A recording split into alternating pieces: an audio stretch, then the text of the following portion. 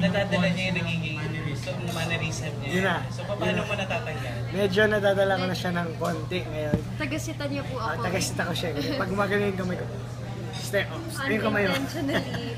Pero sana hindi magtuloy, parang hindi talaga maging gano'n ako pagtaas ng inyo. Sana mapigilan ko pa siya. Pero okay sa akin na ma-merge ko yung sarili ko as ninyo talaga para mas mabigay ko yung best ko, mas madala yung mga viewers sa panonood. Mas totoo yung pagdating sa kanila yung role ni Nini.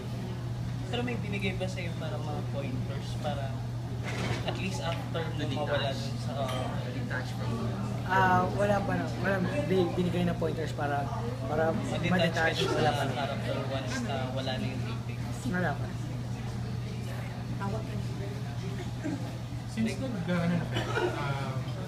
Since sa story ni Nino is medyo nagliligawan na kayo. Ano ba yun?